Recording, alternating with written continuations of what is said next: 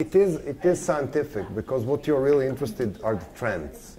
This doesn't give you the scientific foundation, but if you would like, I mean, you could really do the polls and stuff. You can make, if you would like to use paragraph in science, then we'll just do the broad survey.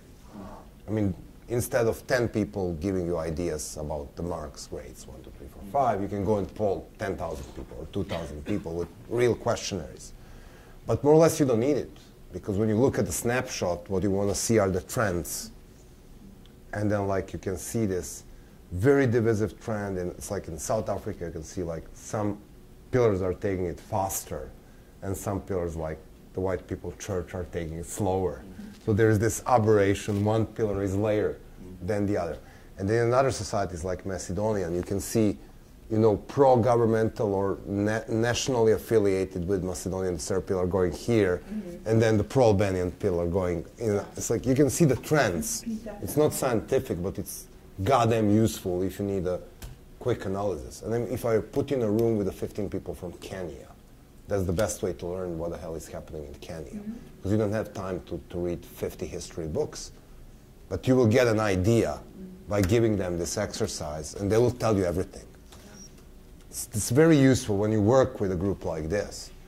And if you can understand, and then the most important thing is that these people coming from fucked up societies, they have this idea that nothing ever changes. And by doing this, you make them aware that the power shifts in society. And by the way, they tell you that. That's not something you are coming and telling them, but they tell you that, you know, it could work. Even here, I feel like there's plenty of times when everyone just says there's nothing we can do. Even though we have like fair election, we have every, like, no, but most of the time the politicians are messing up. Like, I know a lot of people, especially during the fiscal cliff and stuff, everyone's like, all right, they're not doing anything, they're ruining our country, but there's nothing you can do. So how do you introduce a third party to American politics? Right. So that's the natural question. Yeah. I mean, I guess Ross Perot came. Who doesn't turn out to be batshit crazy? Right. No. Yeah. No. Politics. The funny thing is, like, you know, when you observe the world, and especially this starting from the Arab Spring and then the Occupy and what's happening in Russia, it's very, very interesting that you have a thing which connects the dot, which is very small group of people starts it. These people are usually outsiders, like you've seen in Egypt. They're not traditional party leaders, labor union leaders, even religious leaders. They're a bunch of crazy students. And the fact that they are very efficient in mobilizing this tells you about the political and social vacuum left by traditional elites. So you have all of this empty space there, and then you have the ruling elite flying in their happy world here, and then you have the opposition elite living in their own private space over there. But nobody really communicates with the people.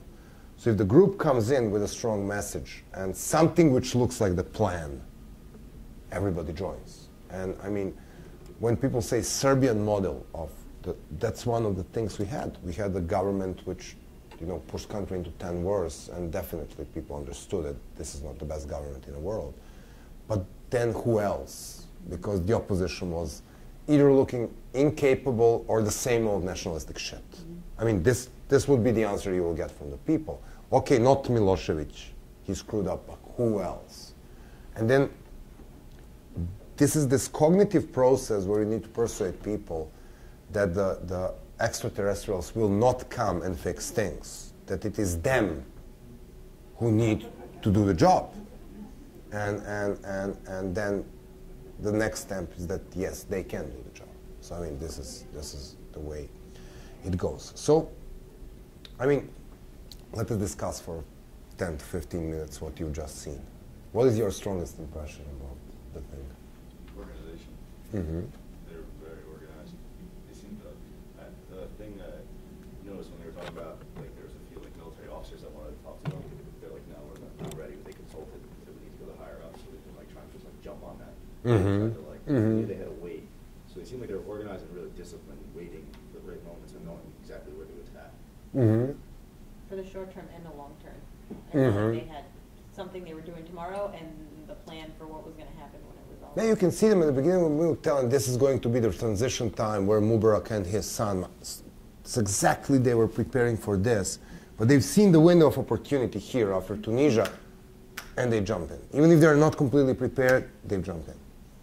I think the thing that struck me most was right at the beginning they said this is something that's 3 years in the making, and no one realizes that. You don't think that, oh, this thing all happened in the shortest space of time. But you can see that they've been organizing, you know, since 2008. The factory strike in Suez. Mahala, 2008. And they even named themselves after the. When first we were talking about, it's like, you know, April 6th, basically in Egypt, meaning May Day. So you have a student opposition group named after the labor demonstration. That makes no sense. And he clearly told me, you know, we understood that these workers, whenever they protest, they get something. They get concessions, the government talks to them. Every time we protest for political freedoms, we get tear gassed, rubber bullets, and we go to jail. So we look at our more successful brothers from labor union movements, and we just decide that we will take this battlefield. This fatty little huggable guy, Mohammed Adel, he was 23 at the time. Bilderberg, yes, when he was telling this. I was shocked with the amount of political talent with these people. Absolutely shocked. I mean, and layer organizational skills. But the vision, I mean, these guys, they look like they're run from the coffee shop. They don't look like the PhDs in political science, definitely. But they understand politics perfectly. What are they up to now? April 6th is a part of the coalition. I mean, Egypt is a big mess because they made a strategic mistake. They left the square too early and leave it to the military. And the real thing is that you want a successful democratic transition. Phase 1, you get rid of the autocrat. Phase 2, you prevent the coup d'etat. Phase 3, you transition towards democracy. And this is the boring, slow building phase, because after 26 years of Mubarak, you literally need to build from the scratch. You don't expect civil society just to be there, you know, because the Mubarak is not there. Something else may fill the space, and it is very likely that something else means the two most organized groups in Egypt, military and Muslim Brotherhood. So you don't leave the space to these guys because they will step in and take the goddamn space. So what is happening now is that they lost a year with a SCAF, which is the Supreme Council of Armed Forces, basically the military transitional authority, which spent a year in basically preventing any change from happening. They've done nothing. And then they had the constitutional changes, and they have two parliaments and the presidential elections. And they basically elected Muslim Brotherhood and Salafist in the parliament. And then after the year, because they didn't deliver, Morsi got very, very slim majority, but got elected. So he's now free elected president of Egypt. And then after a year, Morsi understood that he can't deliver the constitution the way he wants, and he wants it a little bit more across the political spectrum. So he rushed through the constitution with the Salafist and Muslim Brotherhood. And in order to do that, he needed to grab a little bit more power than he had, which caused the huge demonstrations last 2 months. So now we have a scrambled constitution pushed by the parliament, boycotted by the liberals, which can be used, I mean, it can be kind of the threaten to the democracy and especially secularism. You can look at it that way, but then, you know, there is nothing worse in this constitution than there is in the Turkish constitution. So it's a level of the control over government, not what's written in the laws. And then you have elections in 2 or 3 months. For the first time, the opposition parties seem to linger together throughout this protest. So probably they will file one list and do better. They can't win the majority, but they will balance, and probably Morsi will need to look at them as a potential coalition. So should be the democratic Egypt. This is how you structure your vision of tomorrow. If the only vision you have is that Mubarak goes, and you don't have any idea what comes after, you may be very disappointed with what comes out of the box. And I mean, the real problem was that their vision was poor, but their strategy was very good. So they achieved their vision, which was not complete, but with their superior strategy, as we just analyzed, But there was no answer to the question, what form of government we want once Mubarak leaves. And I guess that wasn't the case in Serbia, where it seemed like your single-minded, it's got to go, but you had the structure in place. Yes, where absolutely. So when you transition look can at there is this document called the Declaration of the Future of Serbia, which is the Serbian version of Freedom Charter. It was published and signed as early as 1998, 2 years before the revolution, and signed by the first major students' movements, and then free media, and then later it was accepted as a platform of the opposition parties running against the Milosevic. But it basically had 3 pillars.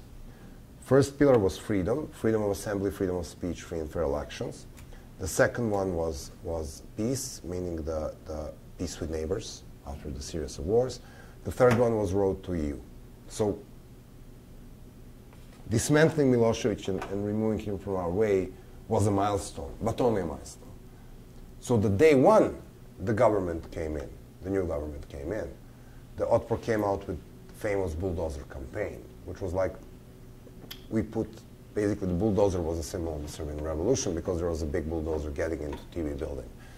But they called it bulldozer revolution. It's stupid media. It's like, it had nothing to do with bulldozers, but because the picture is so powerful that, And then we used this picture, put it on the billboards across the country, and with a big title, "We are just watching you." And that was the campaign aimed towards the transitional government. And it says that Serbia has 4.2 thousand registered bulldozers and about 7 million potential drivers. So watch what you're doing. So day one. You had like one set of aims to take out Milosevic and then another one for the government. Of course, like we know that you guys are there to bring Serbia to freedom, democracy, peace, and European Union. Okay, we gave you this chance to do it. But because the people power is strong, don't even think that you can behave as Milosevic. So the pressure was there from day one. And then we have all of these watchdog groups, and the night of October the 5th, the mayor of Belgrade was elected. That night, because I was also elected in the city assembly in these elections. So we hold a night session, so we make sure the mayor is there to make sure that the people don't break into the stores and stuff like that. The new president was sworn 7 days after Milosevic stepped down. The transitional government was made between the former government and the opposition to make sure the transition is smooth. We went into another circle of the election for the National Assembly in December, after October the 5th. We had a new government there. So the whole steps were ready for a smooth transition. The smooth transition of power was very important. And then, January 2001, we had democratically elected government. 70% people participate in the elections. Full democratic capacity to try to pursue reforms. But that's using existing electoral and governmental infrastructure. Mm-hmm. You didn't, I guess in the case of Egypt, they had to throw the whole thing out. All Mm-hmm. the governmental structure was totally corrupted. The electoral structure totally Mm-hmm. corrupted. They had to write a new constitution. 3 things that I guess you didn't have to do in Serbia. Absolutely, but in Egypt, the main problem was that they probably knew that thing which you just said. But who is going to do this? Yeah. Is this a transitional government which consists of the most powerful power brokers? So we bring the military in, we bring the Muslim Brotherhood in, we bring the former government in, we bring the victorious revolutionaries in. They sit down and find a way to reform the structure. Or we don't want the former government. That's not the problem. The problem was that the people who done the revolution knew that this is necessary. But they made the big fireworks, left the square, and because the good scuff, the military, was kicking out the Mubarak, they somehow believed that the Council of Generals will do 1, 2, 3. That was a stupid mistake. Yeah. Because in the case of South Africa, that was a big part of the negotiation, working out what that transitional government looked like between when it was agreed and when the elections took place. And you have to rely on the existing bureaucracy. Of course. Otherwise the whole country falls apart. You remember yesterday, conversion, accommodation, coercion, disintegration. Right. If you disintegrate the system, the chaos will prevail. Anywhere. I mean, South Africa, Egypt, Serbia, United States, wherever. So it's very important to know that you need to coerce your opponent to come to the table and to come to your terms. But at the end of the day, Slobo will talk about negotiations tomorrow and the technology of negotiations. At the end of the day, it will be negotiation process which will bring about a transition. And you want this transition to be as smooth and as inclusive as possible, which is why I think if you go and kill Assad, you Lebanize the Syria. And if you somehow involve Assad in this negotiation, the Syria has a chances for survival. I mean, not necessarily him, but the people around him. So this is why we are always talking about pulling people out of these pillars rather than crashing the pillars down. Because once you crash it down, you know, in Egypt, the police authority was so undermined throughout the protests because the Mubarak stupidly replaced them from the street and stuff like that, and people really hated them. So the opposition targeted the police as the symbol of hatred. The Mubarak was playing cat and mouse with the police, so they absolutely lose the authority. For a year and a half after the revolution, nobody respected the goddamn traffic police. They couldn't restore the authority of the police, which is the big problem in everyday operation of 15 million city like Cairo. Really, I mean, can you imagine people not obeying traffic lights in Manhattan? I mean, that would collapse the city. Traffic in Cairo is much worse. Traffic in Cairo was much worse even before, and now became even worse of the worst. Okay, any other thoughts?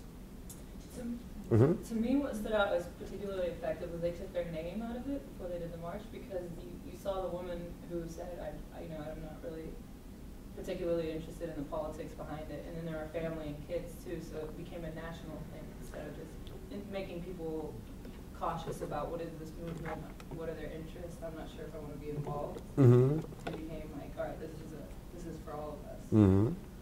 It's very important, yes, because this is, you remember yesterday, we were talking about you want to get to the middle ground, to these people who are may become the members of the movement because they think it's good for their kids, but at the same time don't like politics, don't like your symbol, they don't like if you are too left, they don't like if you are too right. So if you can somehow spread this into the real people's movement, which was the trick with replacing symbols with a flag.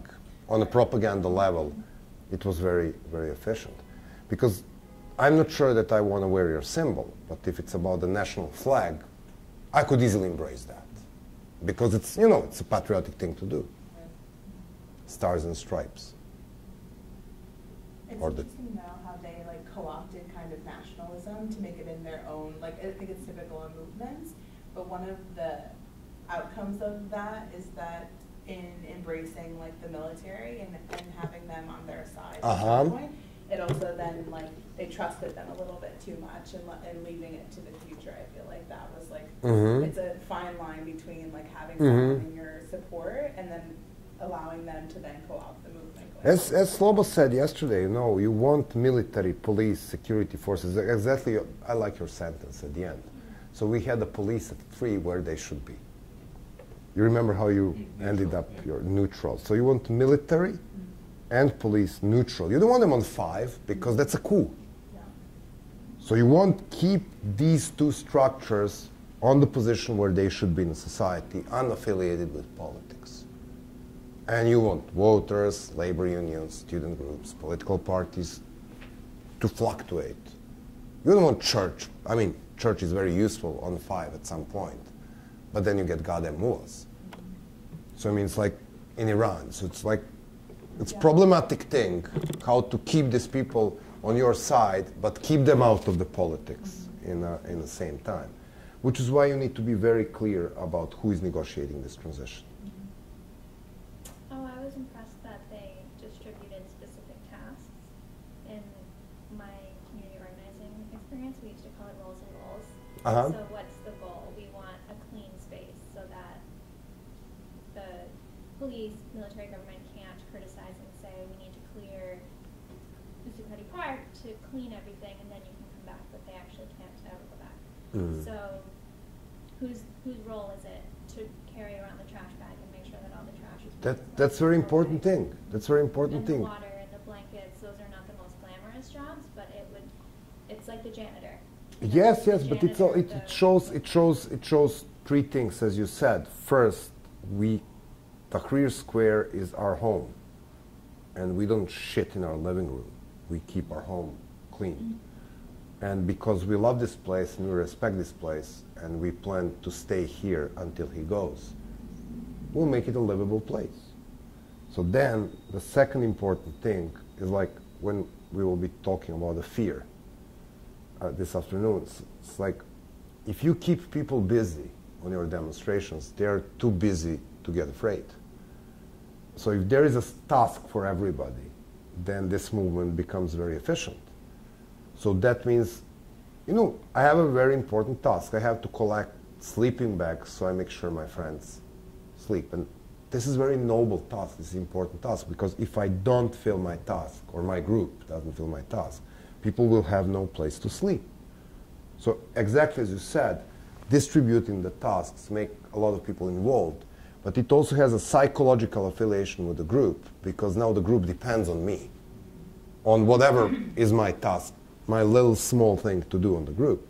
And then it becomes the system. And on another hand, from the outside, if people see the level of organization, they will easily join because, you know, they want to be the part of the successful machinery. So this is not just a bunch of people yelling on the street.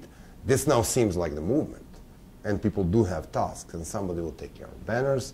Somebody else, like, we will turn our classroom here because we are very near Wall Street here.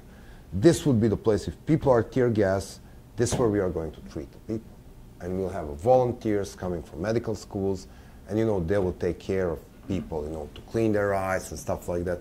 All these little things. But then when you go there and you ask yourself, you know, I'm going to a demonstration, what if I get tear gas? And then you have a mask, and then somebody tells you if you put the vinegar on the mask, and then don't touch your eyes, because if you touch your eyes, this is going to happen. And if in unlikely case you touch your eyes, you go to Barclay Street, room 217, and somebody will treat you. So now it's for you, it's completely different place to go, because you are now the part of the system, and of course you're less afraid, because, you know, looks like you can get away with it. And even if you get tear gas, somebody will take care of you. So this is like, you know, people are really feeling more comfortable if they have the comfort zone. And they're more likely to take the risk if they feel comfortable with this. Any thoughts? Nope. Going along with what you were saying about fear, I was impressed that no matter how many times they were arrested or beaten by sticks or whatever it was, they just kind of didn't even faze them. They just kept going. I don't know. I thought that was impressive. Mm-hmm. That's a tolerable level of oppression. That's exactly what they were doing. They were looking at the comfort zone. And before these demonstrations, they've done this and they've done that. And, you know, it is absolutely expectable that the majority of the people would not be happy by being sentenced to 10-year prison. But if you can involve enough people to stretch the oppression throughout the society, so the worst thing which can happen to you is that you get a little bit beaten and swallow a little bit of tear gas and then get detained and then you're out in 2 hours. You'll find tremendous huge amount of the people who is ready to tolerate this level of the oppression. So I'm sure I'm not going to get killed. I'm sure I'm not going to get in jail. I can run a little bit of cat and mouse with the police. And then the real problem is that once you survive it and you are back tomorrow, you're setting personal example for others. So, you know, the real problem for the governments to define the level of oppression is like, you know, if we go after this guy and we put him in jail for 15 years, or we kill him in custody like Khaled Said, we mutilate his reproductive organs, and we send him back to his parents, we may do the job and make a lot of people afraid. But then if they make the goddamn Facebook group with 1 million followers, he's going to become a martyr. And martyrdom is a big issue in the Muslim world, because people tend to think that if they die for a good cause, they go straight to heaven. So now we are in trouble, because this is what Shah was doing in Iran. You know, it's like this 40 days cycles. He would go there, he would kill people on the demonstrations. There will be a protest funeral for these people. 40 days after that, in Shia Islam, something is happening with the spirit or whatever. I'm not a religious guy. But the people will come to pay honors for these people. So there will be another unauthorized rally going straight to the graves of these people. So the regime will go and shoot more people. So 40 days after that, so what they were doing, they were using this concept of martyrdom as a basis of illegal gatherings. Same in South Africa, Funerals. Messaging, I think, was humongous. Like that was smart of that movement to then take the Khalid Said, yes. But it's the same thing you say with the flags. Like one thing, if you wave the flag in public, they will go after you, they will kill you. But if this flag is on the coffin, will they go in and break the funeral just to remove the flag? And if they do, what's the price they will pay? How many people will be outraged with this? So I mean, it's like, it's always if you are one step forward, then the oppressor. That's the problem. You want to keep it's basically why this relates to the principles of war. You want to win, you need to be on the offense. You will never win by staying defensive. You need to be the one who is always one step forward. Like when I was explaining our strategy towards Milosevic, we knew what he's going to do next. And we knew what he's going to do after that. And in case A, he will do this. In case B, we will do that. And we know exactly what he's going to do, and we know exactly what we are going to do. And when the people who know this strategy are seeing this thing unfolding, they start believing even more. When they see that your plan works, and that the things which you say are set in place. It's like when I tell you it's unity, planning, and nonviolent discipline, and you see Mohammed Adel saying that we went to Belgrade and this is where we learned unity, planning, and nonviolent discipline. Next thing you know, there's a line of the people here and line of the police here. And when people start attacking police, these guys say, no, let's hug the police. And when you see this on a camera, and then it works. It's like, and when people see this working, they start copying this. This is in humans' nature. We learn by copying our parents. And the lions learn how to hunt by copying their mothers, because in lions' world, the male are sitting on their asses and the women hunt. This is the best of all worlds. Unfortunately, I was not born as a lion. Mating and feeding. Yes, mating and feeding, yes. And kicking other male from others. Okay, so we are now going to examine how this lovely tactics operate. And we'll go through the set of rules. And what I want you guys to do is that now we walk through the set of rules, and we will remove our revolutionary hats or students' hats, and we'll put our stock market hats. They don't look like this. You don't go with this on a stock market. They will not let you inside the Wall Street with the cap like this. But imagine this is a cylinder or something very business related. So you can look at the tactics from completely different point of view. So they're like, first of all, you need to ask yourself, when you're picking a tactic, what is this goal this tactic is linked to? So there are like 3 different types of goals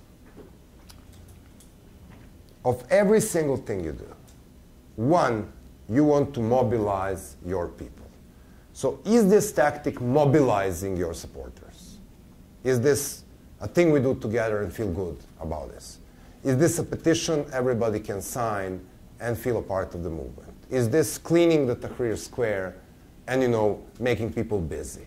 Is this making this lovely big transparent we will wave down from the Barclay building so, the guys can see all over New York? Is this a thing which will mobilize my supporters? So one goal of tactic, one group of goals is mobilization. Second, is this making people joining my movement? Is this something attractive to the middle ground? You understand? This is what we're talking. Is this going to attract this woman with a flag who will never put my symbol, but she will come on the square? So in the terms of Harvey Milk, am I cleaning the dog's shit and therefore doing something which will be supported by gay men and straight men in the same time, because everybody wants a clean street. So second purpose of your nonviolent tactic can be if we can build our numbers, meaning if this is going to attract people to join us. And then the third set of goals in any chosen tactic is, am I disrupting my opponent from whatever he is doing? So is this mobilizing my supporters? Is it building my numbers or making neutral people go on my side? Or am I disrupting my opponent? Every single blockade, strike, white strike has one single purpose. I'm disrupting my opponent. Yes? What does the banning pots and the state media have affect that? Sorry? Because you talked about surgery, you guys have been making noise during the state media, the half hour from 7:30 to 8, go on the balconies. Mm-hmm. What effect that would have on the opponents? Basically, first two effect. It was mobilizing my supporters, giving them the possibility to participate in a thing which was not too, like, instead of walking in a cold winter, they could do something at home. And then in the same time, it was drawing there was a possibility that people will join the movement because they immediately understand that every single neighborhood is filled. So the people can go across the line of fear and say, I mean, if my grandma, 80 years old, can do it, then definitely, I mean, you would feel ashamed not to do it if she can do it. So it has first two goals. Any other question? So it's mobilizing, bringing more people to my side, or disrupting my opponent, making his life miserable, or putting a price tag, or whatever he's doing. So now we are going to talk tactics. This serves for you guys to pick 2 or 3 tactics, whether those whom you love, like hitting pots and pans, or some you've been already involved in your normal life, and try to do a very straightforward, sober business analysis of these tactics. So first thing what you want to do is a background analysis. It's like you want to do your homework. And then second thing, when you're picking your tactic, it's very important to know who your target is. Let me give you the example. Occupy Wall Street is about good poor people and bad banks, yes? Which banks are bad?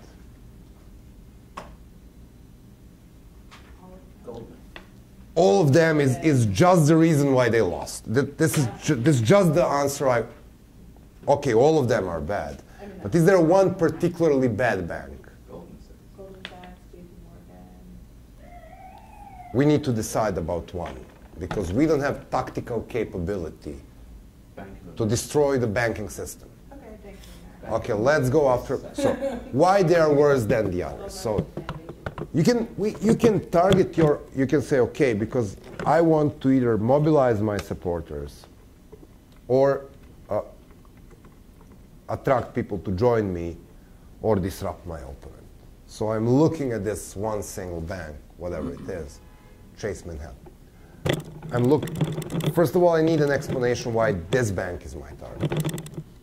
I want to look at the bank with the worst record of making people homeless because they are late with their mortgage. Whatever. Bank of America. Bank of America or So now I'm targeting these guys. So what I'm going to do, it's like I can go in front of this bank and yell, which is obviously a stupid thing to do. Banks don't give a shit about yelling in front of their stores. And now I can think about more subtle tactics, like you get this business reply mail from them. They are offering you loans and stuff like that. So what if I put brick in and send it back? Or you just write return to sender, and that actually costs them money. That's it. And they get back. So what if I organize 10,000 people to put brick in and return to sender? And then they need to return the goddamn brick back, and it costs a fortune. So now we are talking about the clever tactics, because when banks start losing money, they know that there is something wrong. And of course, because it's bank, it relies on the people whose money is there. So we need to persuade these people to boycott this bank and choose another bank. So I mean, I'm just giving you the blunt idea why the target is important. So the way we were dealing with the police was love and hate. we were talking to the police as the whole, and we say, we are no in war with you guys. We are the victims of the same idiot. He make you beat people on the streets, go and commit war crimes, and wouldn't you rather chasing criminals? Which is, by the way, the reason why people join police force at first, is because they believe in law and order. They are not, it's not the political, they believe in a higher cause, you know, they want to do, like the firemen. They also want to get very sexy and uniforms and stuff like that, but that's another set of shoes. It's like, but because we are following this line of arrests in Serbia, and we know there are particularly 3 bad chiefs of police, we are going to target these 3 guys and we'll make their life miserable. So while talking to many in order to pull them from pillars, we'll push the few just to show that we wear pants in this house. So this is what we are going to do. We're going to look at places where there are either unproportional number of activists arrested, or somebody is tortured, or somebody is sentenced to prison. And we are going to see who is responsible for this. So basically this is where the chiefs of police were affiliated with the ruling party. It's very logical. Okay, so they have a either strong ideological, or in case of Subotica was particularly nasty. This is the beautiful town in North Vojvodina, completely multi-ethnic. And we had a Serbian chief of the police and a Croatian leader of movement. So the guy was arrested 37 times. And his younger brother, who was 6, was detained 2 or 3 times. And they've done all kinds of nasty things. And his father was fired from the job because he was a teacher. He was working for state. And you know, and we say, okay, Nick is my guy. I'm going after him. So what I'm going to do is we are going to perform, this is called ostracism on the person, this thing. It's like, I will make your life miserable by, there will be your picture everywhere, and this is little town, so what it says 170,000 people, 70,000 people. So basically people know each other. It's small enough so that people know each other. So what I'm going to do, I'm going to start with the idea that the policeman is just the man in the police uniform. So you have a wife and a kids. So I'll make sure that every single store where your wife can go shop contains your picture and says, this guy is torturing our kids, and your number in office. Call this guy and ask him why he is doing that.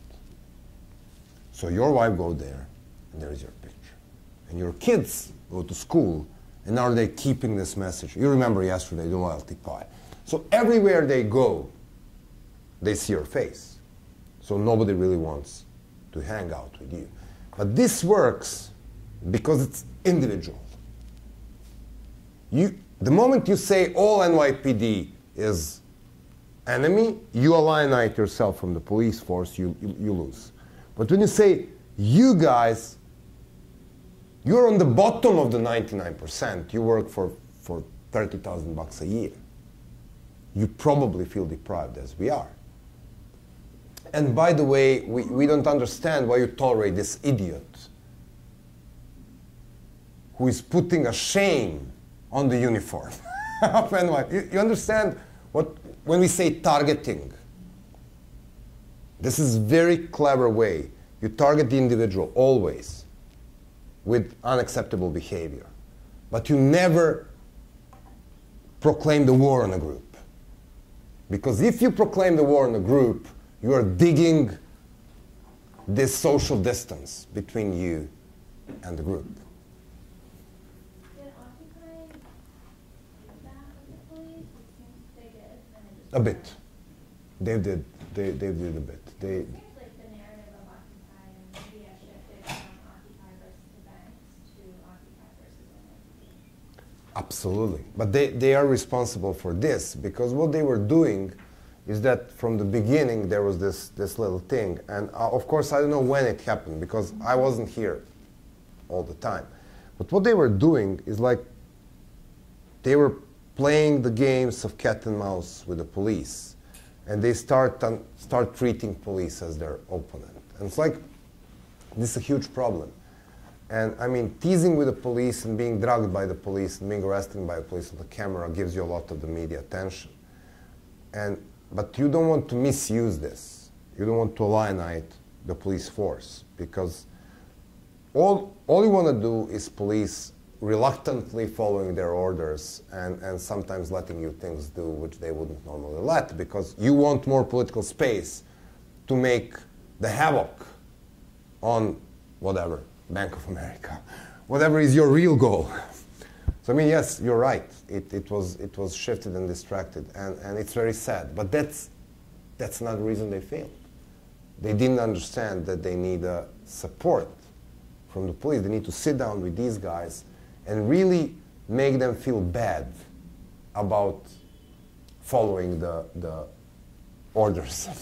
They tried that, I think they tried it, just it was unsuccessful. Mm-hmm. I mean, I was part of some of those Uh-huh. conversations, but it was really difficult when you were actually like, I think it became more offensive or defensive instead of offensive. Mm. And it never returned them to the offense, the police section.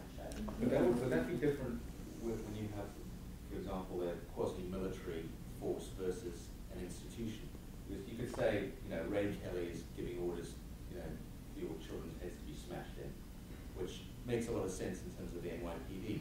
But if you went for Bank of America and you said, well, the CEO of Bank of America is taking away your houses, and you expect a reaction from people who work within that institution, I don't think it would be as effective. No. What you try to do is like, when I say targeting, it can be a narrow target as much as one single person in Subotica who is pulling up, or it can be Bank of America.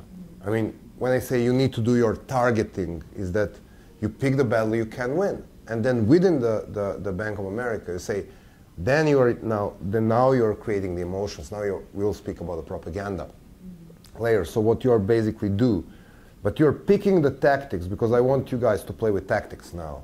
Whatever you target, you pick the tactic which hurts. So nobody knows who the CEO of Bank of America is. It's I mean, maybe the people in Wall Street know, but for me as a common citizen, this is just another guy in a gray suit. And even if I see him every day on the TV, this is like this, what's the name, this Hoffman, this big crook arrested for Madoff. Yeah. He was all over media. I don't know how he looks.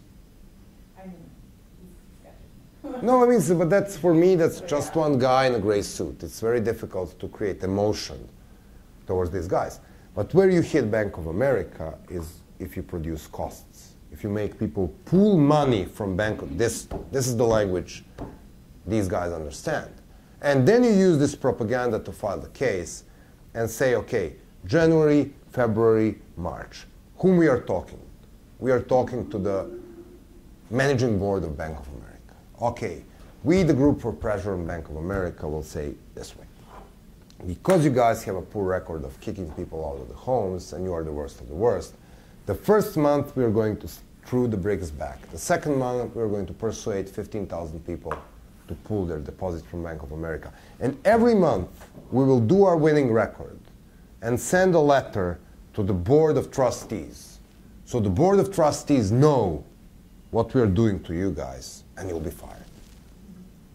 And I don't even need to know who is the CEO guy.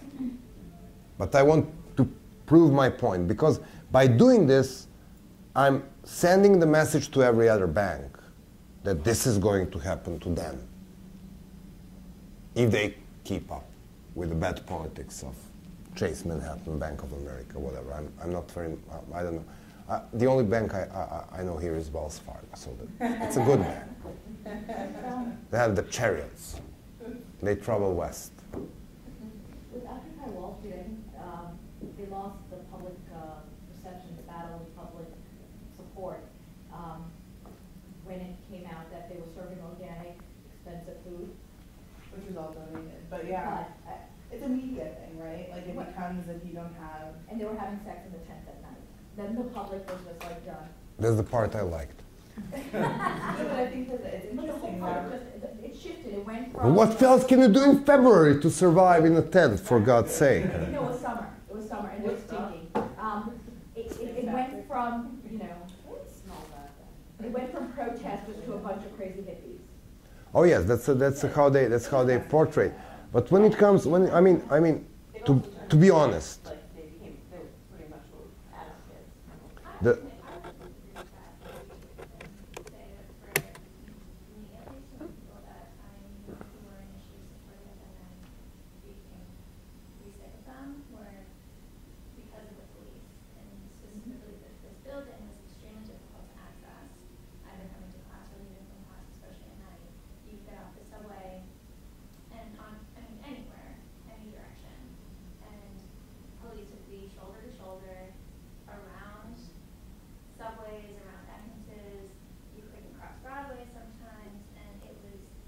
because of their lack of relationship with the police and vice versa, it was scary sometimes. There were a couple classes that people just declined to go to because they couldn't arrive and couldn't get from the 456 to Woolward. And I know that part of that was trying to disrupt people from accessing Wall Street, but there was no kind of PR campaign that I was aware of, and there were people in the program involved with Occupy, so I think that was a missing link. And there are other colleges in the area. There should have been an outreach to say, students, we know that you're in class, we know you can't come down with us. The assumption, of course, is that you're on our side. If you can't get through a police barrier, this is what you should do. Say I'm a student. And the police There are many- Not only did they didn't really have like a set vision for the most part, and they didn't have like organized. so this brings us one step back. So the relationship with the police was wrong to discuss Occupy, and then, but the tactic, this is what you're talking. So forget about fucking occupying the public space, please. And if you need to do it in a funny, variable way. So today we are occupying Zuccotti Park. Tomorrow we go in front of this bad CEO guy's apartment. And day after tomorrow we'll occupy the Madison Square Garden or the Penn Station. If occupy is the only thing I can do, but there are so many other things we can do. But we already labeled ourselves occupied, and we're already camping there. And we're already bringing and that brings us the step back. You say they didn't have the vision. My biggest shock, it's like, I worked with many movements, really. And some of them were absolutely hopeless, like Belarusians. Absolutely goddamn hopeless. So, I mean, sometimes you meet jewels like the huggable bear Mohammed Adel, and sometimes you work with the people who are absolutely lost in space.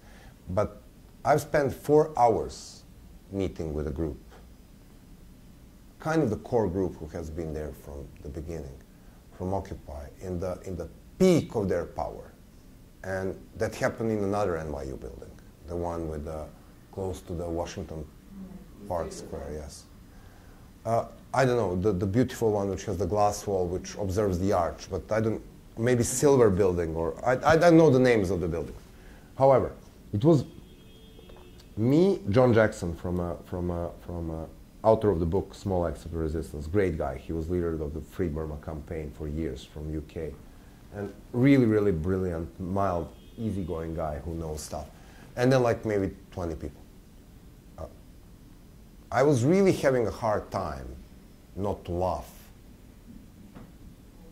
because they couldn't speak in one voice.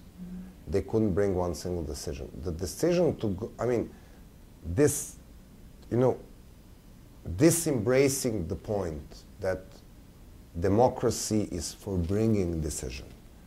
And democracy in executing decision equals anarchy. And this is not ideological statement. This is the principle of the common sense. So, okay, I mean, if I decide that, you know, I'm going on class today and my wife is going to do this today, and we agree upon this in the democratic process, then any further questioning of this process makes my family life miserable.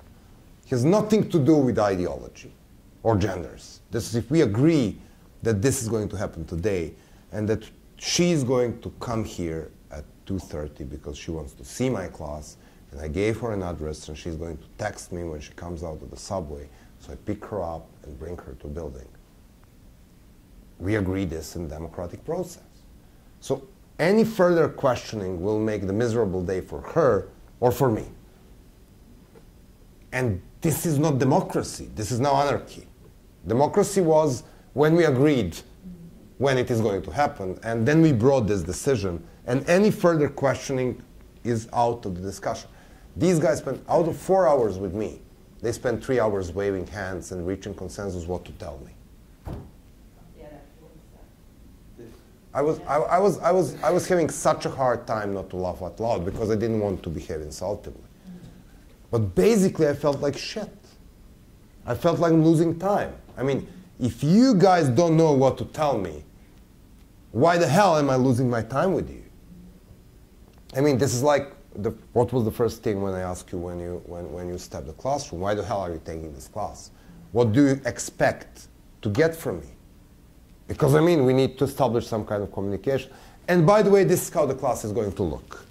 So then I tell you what I'm going to try to teach you. So, I mean, if this is not, but then if you today step out and say, no, I thought that this class would be I don't give a shit what you thought today. I ask you the second one, what you think. And then, you know, if you thought that, then please keep up with your thoughts, at least for the 5 days of the course. And then you can go home and tell your husband that you disagree with me, but do it at home. Otherwise, you'll make life miserable for me, for you, and for the rest of the class. Sorry. No, You just wanted to wave, yeah, to agree. I wanted to just bring this into this. What is that? I don't understand that. They wouldn't say no, like wouldn't use the verbal word no, and they wouldn't really, so when you agreed or disagreed or wanted to pass a motion of some kind, they would, you know, if you wanted a motion, you might, I think it was something like this, and then if you completely disagree with it, So while I'm talking, everybody else is waving, which makes our meeting very but serious. you know, so like, let's say we're voting on something, and half of us are like this, and half of us like this, and it just got passed, like. But it's You want to juvenile. get people's support, and you see everyday people seeing a bunch of pot smoking hippies going like this. Right. That's not. I don't know, And I think that I- those kind of, I think that is like unfair for the whole movement. Because it was actually a creative way for people to like, in a large group, to vote on things.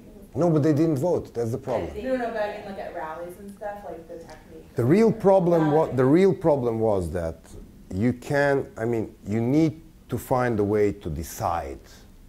And you need to define decision-making process within the group.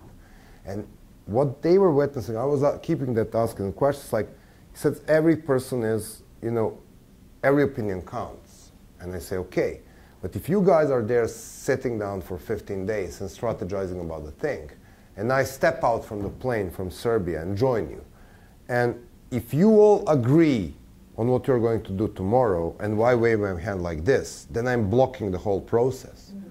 Then you will never do anything. Right, it's no longer even a democracy.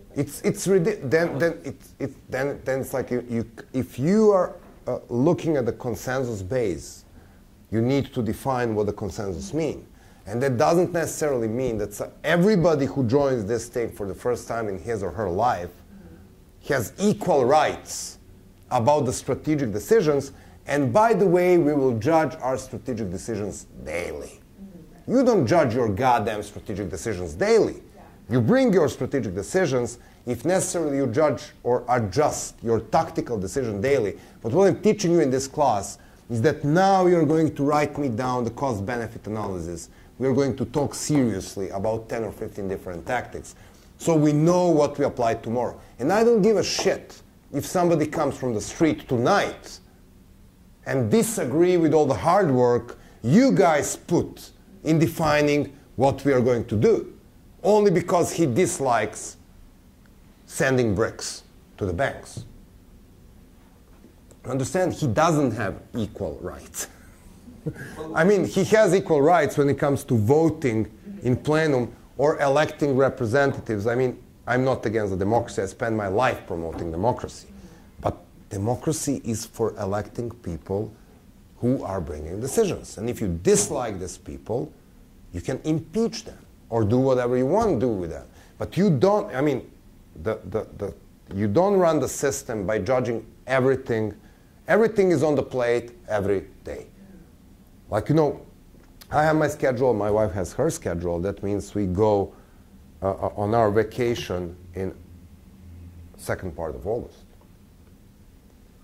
She goes to her classes. I need to make my travel arrangements. We make this decision very early in the year. Can you imagine the havoc to have in life to re-vote this decision during every dinner? And then if my friend comes, so we play the guitar, he also has a vote in this decision. And maybe he would like me to be in Belgrade in late August, so he will, but if he disagrees, we can't go. There was a segment in the Daily Show a couple of days ago where they were talking about, Jon Stewart was talking about how everyone suddenly invokes Martin Luther King. And Occupy invoked Martin Luther King, saying if Martin Luther King were here, he would do this, that, next. In the meantime, that reverend who was involved was standing right next to them, but they wouldn't let him speak. Yeah, they wouldn't let him speak. But instead, Who? Jim Lawson? Yeah. He's a goddamn icon. Yeah. But they were talking about if Martin Luther King was here. He's telling the sentence, "We are not ready for this yet," in the movie. That's the guy. And the guy who actually probably knew what Martin Luther King would say, standing there but not allowed to speak. In the meantime, some guy standing up there and saying, no one person's opinion is any more important than another's, up and down. It's like, that summarizes the whole thing beautifully. Yes. Well, some people's opinion are more important than others, because that's how you, that's what leadership's about. But that also, I mean, when it comes to the very blunt thing of the skills, we were talking about the janitor. You know, it is 10 of us, so we had to bring the hard and stupid decision to shift our classroom because none of us can fix the goddamn air conditioning system. We probably have 10 million other skills in this classroom, but nobody knows how to turn this shit off. Only this old guy who is dragging his thing around the building. And he's too moody to fix it. He doesn't give a shit about my class. So I mean, it's like, you understand what I'm telling you? And his opinion on air conditioning is the only opinion that matters in this classroom. Because he knows what he's talking about. I mean, all of us, we can find the very poor alternative of asking him what to do, which is we can change the classroom as, you know, the way to survive the heat. But maybe making the strategic decision to talk to him so he fixed the thing was a clever thing to do. Maybe we should do that. And once we decide to do it, please don't rejudge. This is going to happen. Because it was 10 of us on a common sense, and even if 2 people, and then it comes to the level of democracy, like if we need to vote whether we will change the classroom or we will ask the janitor, and then we vote, and one of these 2 proposals wins, then this is what we are going to do. Okay, so forget about Wall Street. I love Wall Street. I actually know where this up and down came from. It's a mediation technique from restorative justice building, and you see it up or down, or I mean, there's also a third option, this, or you see this. You see people in meetings with like a red card, yellow card, green card. So it is a viable tool that people use in consensus building. I'm not disagreeing that it was implemented incorrectly and at an incorrect phase of Occupy, but you will see it applied correctly and very meaningfully for restorative justice, just to defend it. No, it's I know. It's really. I was not even teasing the technique. It was weird. What was weird to me is that this idea that there are no definite decisions, and that we are not taking the common sense that when it comes to training people to make nonviolent struggle, we are not listening to the civil rights movement guy. Or when we need to fix air conditioning, we will not ask the only person who has a skill and fixes the air conditioning. But even more, the fact that if one person disagrees, even if that person was never on our meeting and never in our class, that means we can't reach a decision. I mean, the problem was also they didn't have one.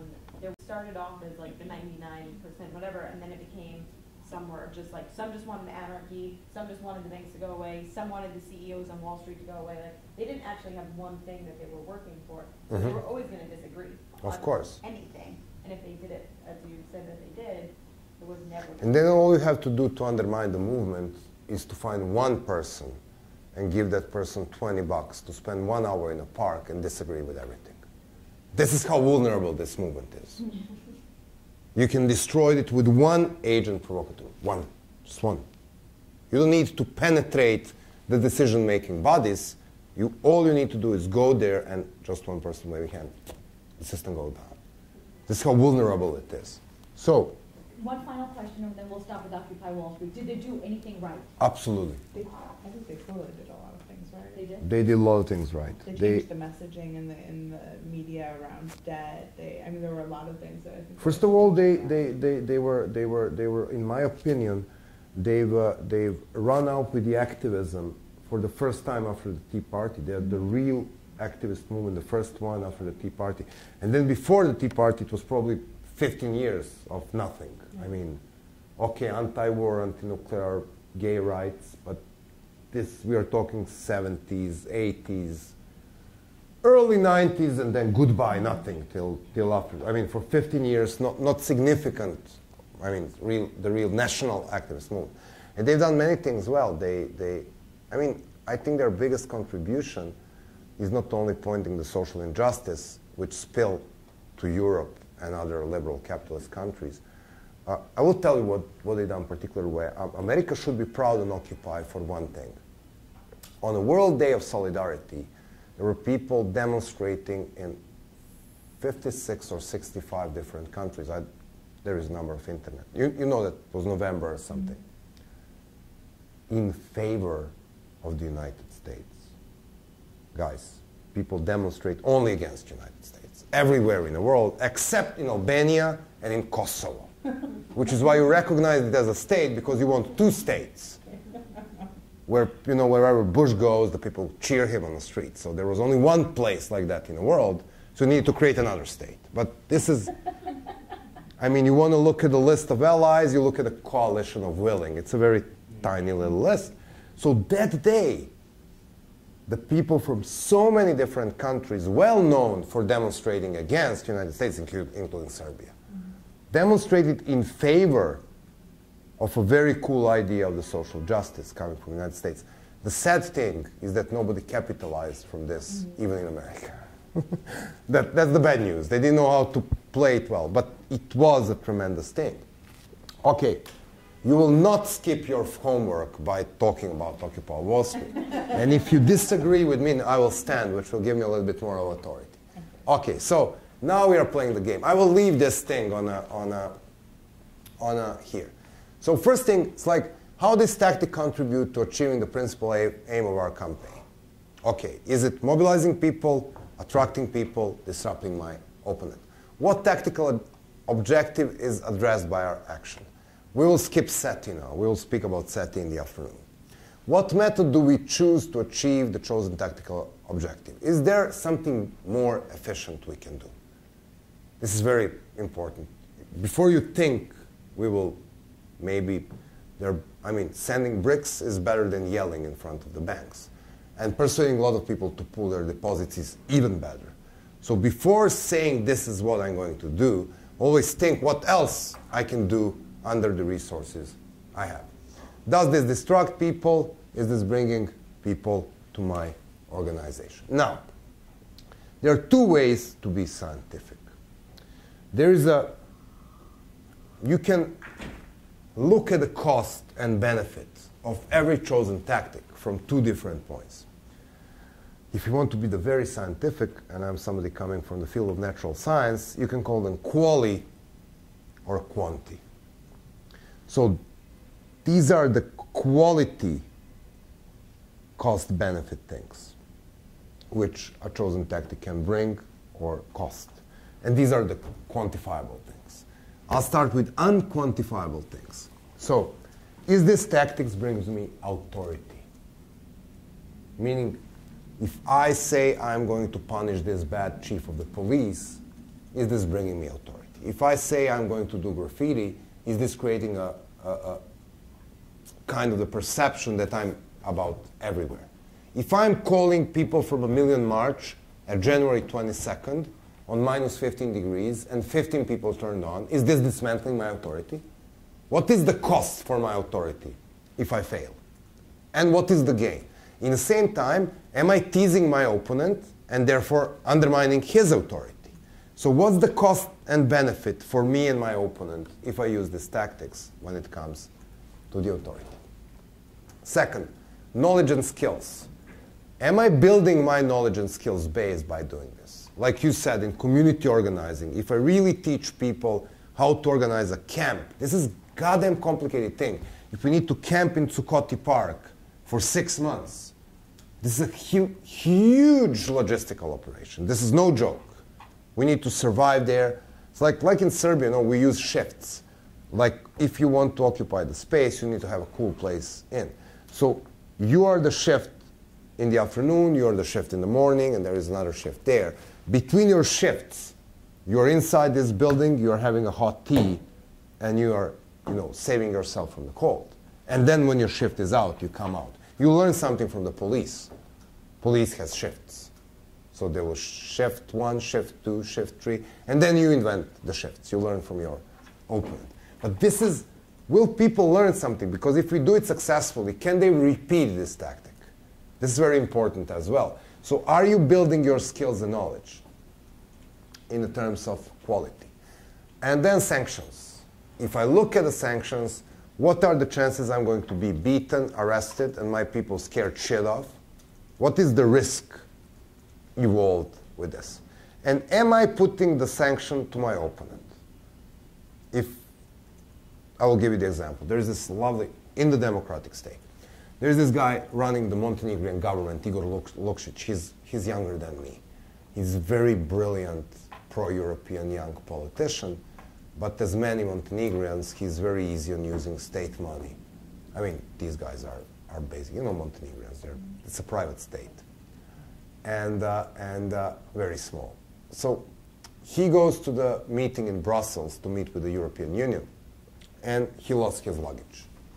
Shits happened to me every time. And of course he goes there and he can't go on a meeting without a suit and stuff like that, so he buys a luggage, and it's all nice. But somebody gets a slip from his government credit card and tends that not only the luggage, he buy himself a panties. Now he's in shit. Because there is a brilliant young woman, Vanya Chalovic. She's $1 million. She's also younger than me. She's in her early 30s. She's running a small NGO called MANC, M-A-N-C, the Network for Support of Non-Governmental Organization. It's the biggest anti-corruption organization in Montenegro, basically. So she invites people. So the 2 days after they got the slip and the newspapers published them, there's like 23 ministers, 23 pairs of used underwear hanging in front of the government of the Montenegro. So they invite people to give their spare underwear to every minister in case he or she loses a luggage. So this is, from the authority level, this is really humiliating. This is hilarious. From the sanctions level, you don't risk too much. It's a democratic country. It's not very likely that somebody will arrest or tear gas you from creating a public mocking action. I mean, you can do this to Bloomberg and get away with it. I mean, it's not possible that the police will come. Very unlike that, if you try to block the streets, it's very likely that the police come. So from the point of sanctions, what do you risk? So this is one line of understanding your tactics. And then the second line is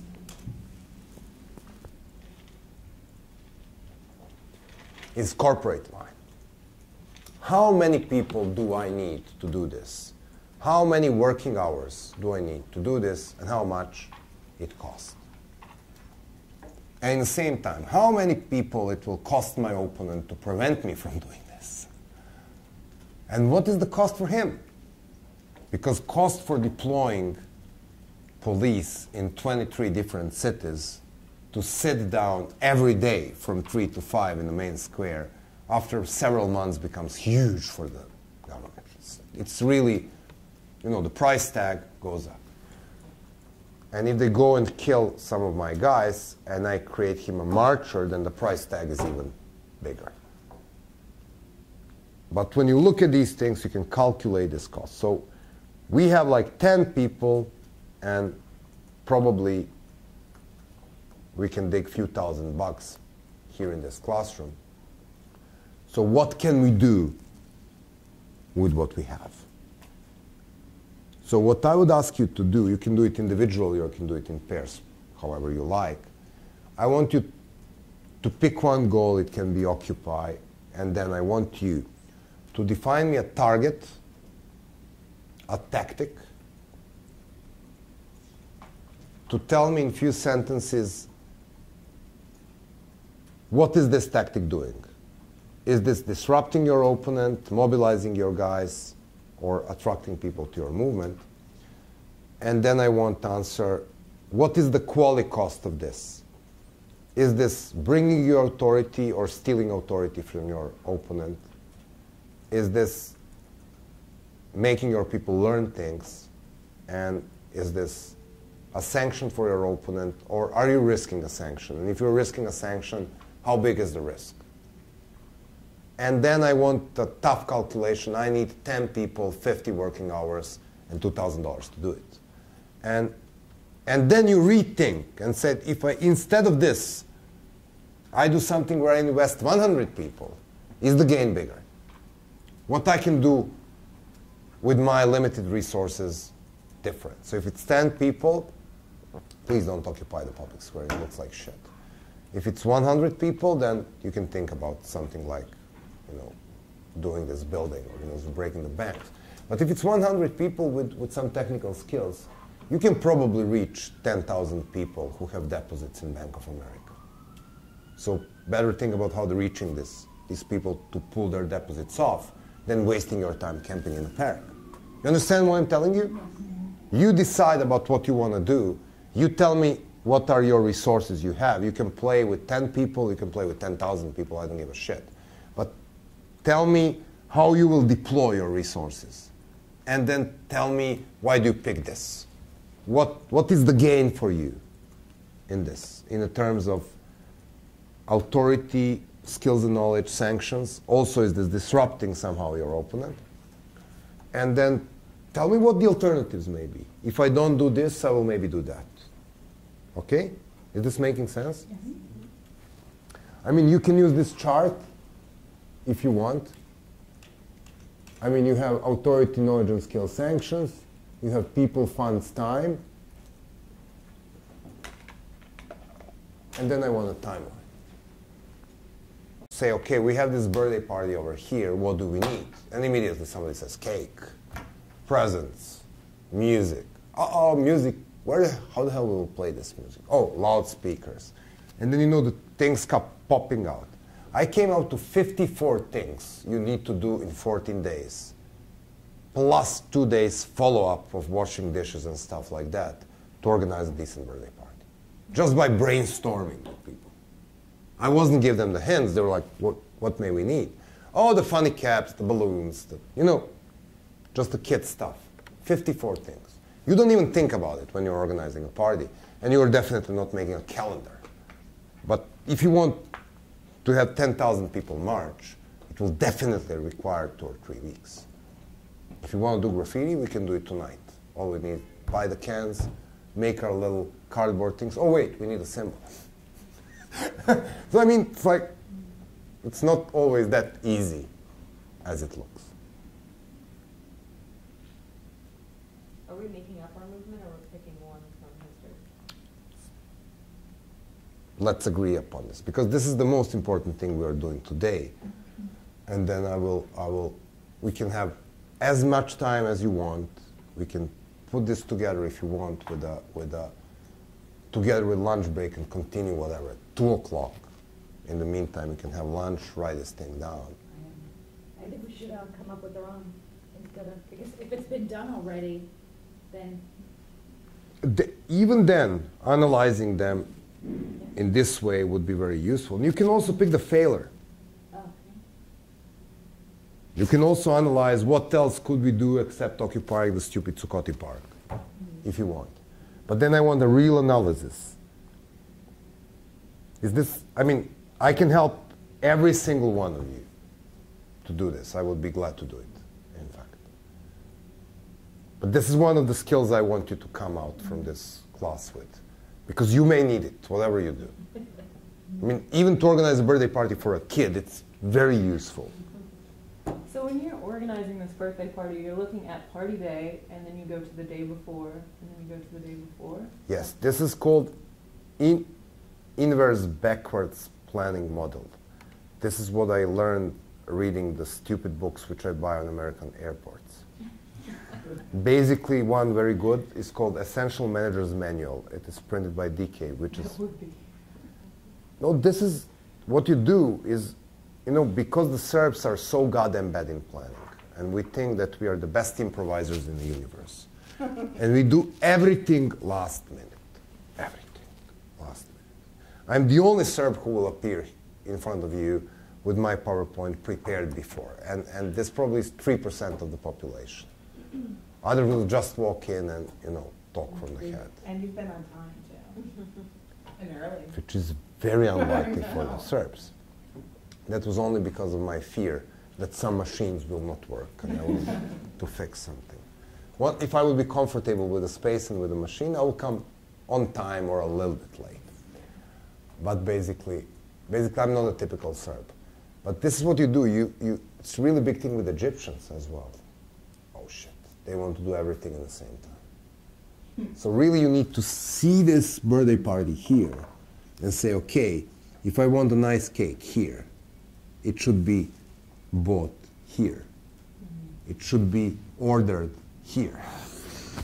This is why it's called inverse backwards planning model. So you start today, and if you want to make your demonstrations at, or whatever, graffiti campaign in 2 or 3, or a Facebook page, maybe we want to make a website, maybe we want to make a press conference, maybe we want to persuade Angelina Jolie to tell something nice about our movement, though I wouldn't pick her. She's not the best messenger for her job. And we'll speak about the messages and messengers in the afternoon. But basically this model is like, you know, I don't want you to detailedly play this thing out. No, I just want... Do you want us to do a graph like that? Or do you want us to write it down? I want you to write it down. I want you to write it down. I want, first of all, I want the explanation, whom do you target? Who is the target of your campaign? Let's fix it this way. I want to tell me a little bit something about your tactic. This is what I'm going to do. We are going to bring people to do 1, 2, 3, 4, 5, whatever they are going to do. Then you will tell me what goal this fulfills. Is this mobilizing your troops? Is this bringing new people to yourself? Is this disrupting your opponent? What is the primary goal of these tactics? Then I want you to tell me what is the cost and benefit in qualitative way, in terms of authority, skills you gain, or the sanctions you impose on your opponent, and what is the cost and benefit? How many people do I need? How many days? Blah, blah, blah.